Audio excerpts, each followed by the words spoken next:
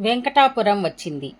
దిగవలసిన వారు దిగండి అని కండక్టర్ పెద్దగా అరవటంతో రాధాకృష్ణ ఉలిక్కిపడి నిద్రలేచాడు. వెంకటాపురం వచ్చేసిందా అని అనుకుంటూ టైం చూసుకున్నాడు. రాత్రి 2 గంటలు అవుతుంది. మెల్లగా బ్యాగు తీసుకుని, కండక్టర్ గారు ఆగండి, నేను దిగాలి అంటూ సూట్ కేస్, మేకప్ బాక్స్ ఉన్న బ్యాగు సర్దుకుని, ఇక్కడ నుంచి ఊళ్ళోకి వెళ్ళాలి, ఎంత దూరం అని అడిగాడు. ఆ సంగతి నాకు తెలీదు, కుడివైపు వెళ్తే ఊళ్ళోకి దారి ఉంటుంది, ముందు బస్సు దిగు బాబు, మాకు ఆలస్యం అవుతుంది విసుగ్గా అన్నాడు కండక్టర్. రాధాకృష్ణ బస్సు దిగి, ఈ అర్ధరాత్రి నాకు ఊరిలోకి దారి చెప్పేవారు ఎవరూ ఉండరు. అబ్బా, ఎంత చీకటిగా ఉంది. పట్నంలో అయితే వీధి లైట్లు ఉంటాయి, ఎవరో ఒకరు తిరుగుతూ ఉంటారు. ఇక ఈ చీకట్లో ఎవరూ లేరు. పైగా ఏవో విచిత్ర శబ్దాలు, పురుగులు, కప్పల కలిసి వినిపిస్తున్నాయి. ఏం అయినా నేను ఊరిలోకి వెళ్ళాలి అనుకుంటూ మెల్లగా నడుస్తూ వస్తున్నాడు. ఇంతలో కాపాడండి అంటూ ఎవరో చిన్నగా మూలుగుతూ ఉన్న శబ్దం వినిపించింది. టార్చ్ లైట్ వేసి చూశాడు.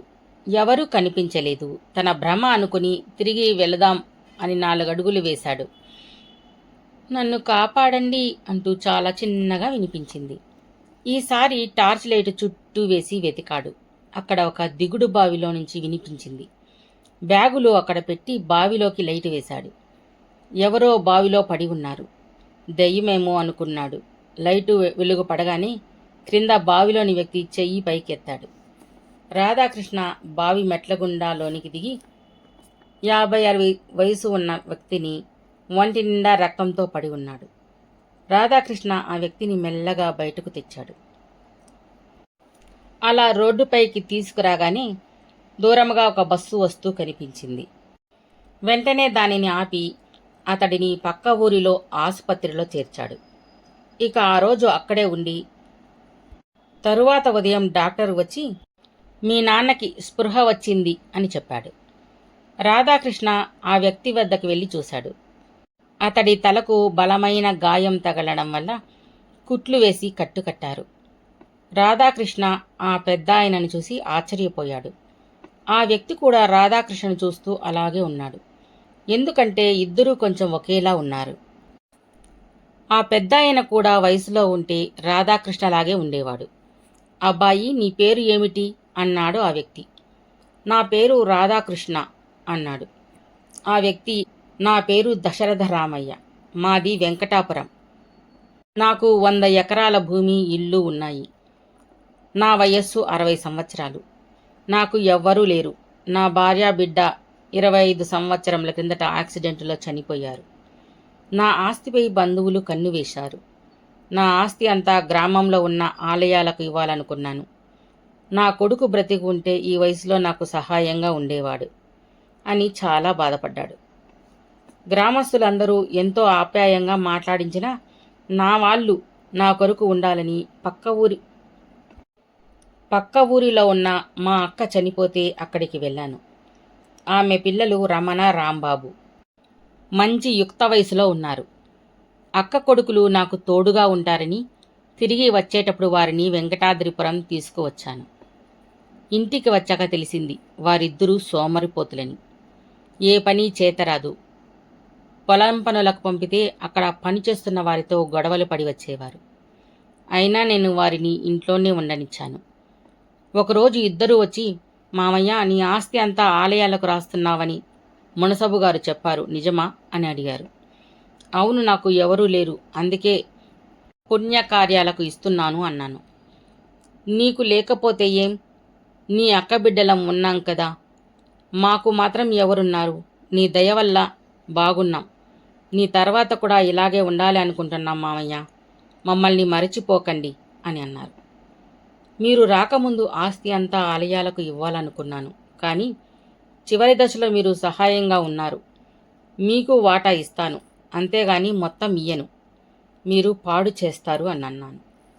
మామయ్య, మేం మంచిగా ఉంటాం, మా మంచితనం చూసినాక ఆస్తి రాసి ఇవ్వు అన్నారు. మరునాడు రాత్రి నిద్రలో ఉన్న నాకు మెలకువ వచ్చింది. పక్క గదిలో రాంబాబు, రమణ, ఒరేయ్ రమణ, మనకు ఈ ముసలివాడు ఆస్తి ఇస్తాడన్న నమ్మకం లేదురా. మనం అనాథలం అయితే ఈ మామయ్య పిలుచుకు వెళ్ళి ఆస్తి ఇస్తాడన్న ఆశతో మనం అమ్మను చంపి గుండుపోటుతో చచ్చిందని అందరికీ చెప్పాం. తీరా ఇక్కడికి వచ్చి చూస్తే ఈ ముసలాడు ఆస్తి ఆలయాలకు రాస్తాను అంటున్నాడు. ఇప్పుడు ఏం చేద్దాం అన్నాడు రాంబాబు. అందుకే మామయ్యలా సంతకం చేయడం నేర్చుకున్నా. మనమే ఆస్తి పత్రంలో ఆస్తి మొత్తం మనకు రాసినట్లు రాసి సంతకం చేస్తా. తరువాత ఆయన్ను కూడా చంపేద్దాం. ఆస్తి మన సొంతం అవుతుంది. ఎవరూ అనుమానించరు అన్నాడు రమణ. అది చాటు నుంచి విన్న నాకు వాళ్ళిద్దరి పీక పిసకాలన్నంత కోపం వచ్చింది. తొందరపడకూడదని మెల్లగా వెళ్ళి పడుకున్నా.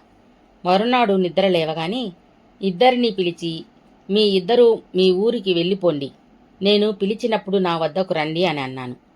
ఏమైంది మామయ్య, ఏం పొరపాటు జరిగింది? మంచిగా ఉన్నాం కదా అన్నారు ఇద్దరు. నేను కోపంతో కారణం చెబితే గాని వెళ్ళరా అన్నాను. సరే, అంత కోపం ఎందుకు? నీకు ఇష్టం లేకపోతే ఈ ఇంట్లో ఎలా ఉండగలం? సాయంత్రం బస్సుకు వెళతామ్మా అని సామాన్లు సర్దుకోవడానికి వెళ్ళారు. కోపంగా పొలం వెళ్ళాను. తిరిగి ఈ దిగుడుబావి వద్ద వస్తూ ఉండగా వెనక ఎవరో వస్తున్నట్లు అనిపించి వెనక్కి చూశాను. రమణ, రాంబాబు దుడ్డు కర్రలతో నిలబడ్డారు. నన్ను చంపుతారా అని అడిగేలోపే కర్రలతో తలపై బలంగా కొట్టారు. నేను మూర్ఛపోయాను. చనిపోయాను అనుకుని బావిలోకి తోసి వెళ్ళిపోయారు. నీ దయ వల్ల బ్రతికాను. నీవు నాలాగే ఉన్నావు. నాకు బాగా అయ్యేంతవరకు నీవు నాలా వేషం వేసుకుని ఇంటికి వెళ్ళు. ఆ హంతకులిద్దరినీ పోలీసులకు పట్టించాలి అని అన్నాడు. ఇంతకు నీవు ఈ ఊరికి ఎందుకు వచ్చావు అని అడిగాడు దశరథరామయ్య. నేను మేకప్ మ్యానిని. ఈ ఊర్లో వేసే నాటకాలకు నన్ను విగ్గులు, మేకప్ సామాగ్రి తెమ్మని ఈ ఊరి మునసబు గారు చెప్పారు. అందుకే వచ్చాను అన్నాడు. నీవు మునసబు దగ్గరకు వెళ్ళకు. నేరుగా మా ఇంటికి వెళ్ళి అక్కడ నా ఫోటో చూసి నాలా మేకప్ చేసుకో. ఆ వెధవలు ఈ సమయంలో ఇంట్లో ఉండరు. వెళ్ళు అన్నాడు. ఇంటి విషయాలు ఎక్కడ ఏమున్నాయో అన్నీ దశరథరామయ్య రాధాకృష్ణకు చెప్పాడు. రాధాకృష్ణ ఇంటికి వెళ్ళి గూటిలో ఉన్న తాళాలు తీసుకుని తలుపులు తెరుచుకుని లోనికి నడిచాడు. ఇంట్లో ఎదురుగా దశరథరామయ్య నిలువెత్తు ఫోటో ఉంది. దానిని చూసి నిజమే, ఈయన నాలాగే ఉన్నారు అని మనసులో అనుకున్నాడు. తరువాత అచ్చం దశరథరామయ్యలా తయారై కుర్చీలో కూర్చుని దినపత్రిక చదువుతూ ఉన్నాడు. రమణ, రాంబాబు ఇంటికి వచ్చారు. తలుపులు తీసి ఉండడం చూసి, దొంగలు పడ్డారా ఏమిటిరా? తలుపులు వేసి వచ్చాం కదా, ఇలా తీసి ఉన్నాయేమిటి అంటూ ఇంట్లోకి వచ్చి కుర్చీలో కూర్చుని దినపత్రిక చదువుతున్న దశరథరామయ్యను చూసి అదిరిపడ్డారు. ముందు రోజు సాయంత్రం తమ చేతులలో దశరథరామయ్యను కొట్టి చంపి దిగుడుబావిలో విసిరి రాత్రంతా పొలంలో ఆనందంగా గడిపి ఇంటికి రాగానే దశరథరామయ్య కనబడడంతో భయంతో దెయ్యం దెయ్యం అని అరిచారు. దశరథరామయ్య కోపంగా వారి వైపు, మీరిద్దరూ దెయ్యాలు,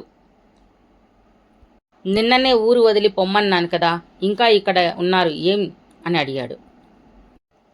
ఎవరు నువ్వు? మామయ్యలా ఎందుకు వేషం వేశావు అన్నారు. ఆ మామయ్య ఏదో పని మీద పట్నం వెళ్ళాడు, రానని చెప్పాడు. ఈ మనిషి ఎవరో, మామయ్య మాత్రం కాడు. ఇంతలో పక్కింటి వారు, చుట్టుపక్కల వారు వచ్చి గుడి పూజారి అందరూ వచ్చారు. ఎందుకు మామయ్యతో గొడవ పడుతున్నారు అని అడిగారు. రాంబాబు, రమణ వారితో, ఈ వ్యక్తి మా మామయ్య కాదు, మా మామయ్య ఊరెళ్ళాడు. వీడు మోసగాడు, ఇంటి నుంచి తరమండి అని అన్నారు. వచ్చిన వారందరూ దశరథరామయ్యను చూసి, మీ మామయ్య చక్కగా ఇక్కడ ఉన్నాడు. రమణ, రాంబాబు మీకిద్దరికి ఏమైనా పిచ్చి పట్టిందా అన్నారు. దశరథరామయ్య, వీరు దుర్మార్గులు, ఆస్తి కోసం ఇలా అంటున్నారు. వీరిని నా ఇంటి నుంచి తరమి వేయాలి అని చేతికర్రతో వారిద్దరిని రెండు బాది బయటకు గెంటేశారు.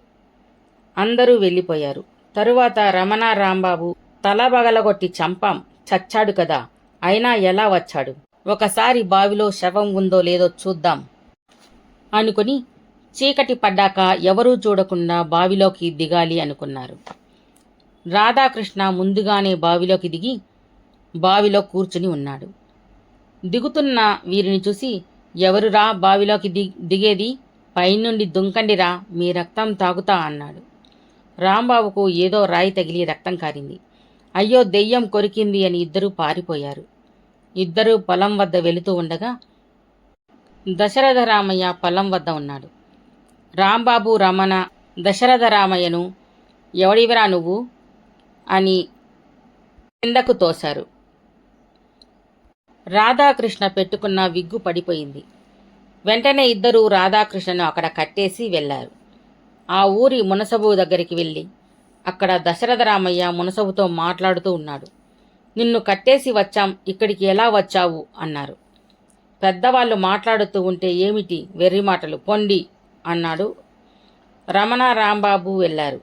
కొంతసేపటికి పోలీసు జీపు వచ్చింది. అందులోంచి పోలీసులు రమణ, రాంబాబు దిగారు. ఇక్కడ ఉన్నాడు దొంగ మామయ్య. మా మామయ్యను చంపి వేషం వేసుకుని వచ్చాడు. ఆస్తి కోసం ఇలా చేశాడు అని పోలీసులకు చెప్పారు. పోలీసులు దశరథరామయ్య వద్దకు వచ్చి అతన్ని విగ్గు తీశారు. అతడు యువకుడు. వెంటనే పోలీసులు వీరి మామయ్య ఎక్కడా అన్నారు. రమణ, రాంబాబు మామయ్యను చంపి దిగుడుబావిలో వేశారు అని అన్నారు. అంతలో అంబులెన్స్ అక్కడికి వచ్చింది. అందులో నుండి దెబ్బలతో కట్టుకుని ఉన్న దశరథరామయ్య క్రిందకు దిగాడు. రాంబాబు, రమణ ఎంతమంది దశరథరామయ్యలు వస్తారు అనుకున్నారు. పోలీసులు దెబ్బలతో వచ్చిన అతన్ని కూర్చోబెట్టి రాధాకృష్ణ మిమ్మల్ని చంపాలని అనుకున్నాడా అని అడిగారు. అప్పుడు దశరథరామయ్య, రాధాకృష్ణ నన్ను కాపాడాడు. నా మేనల్లుళ్ళు హంతకులు వాళ్ళ అమ్మను చంపి నన్ను కూడా చంపాలి అని అనుకున్నారు. సమయానికి రాధాకృష్ణ దేవుడిలా వచ్చి నన్ను కాపాడాడు. నా ఆస్తిలో దేవాలయాలకు కొంత, ఇల్లు 25 ఎకరాలు రాధాకృష్ణకు రాసి ఇస్తాను అన్నాడు. రాధాకృష్ణ దశరథరామయ్యను తండ్రిలా చివరి వరకు చూసుకున్నాడు.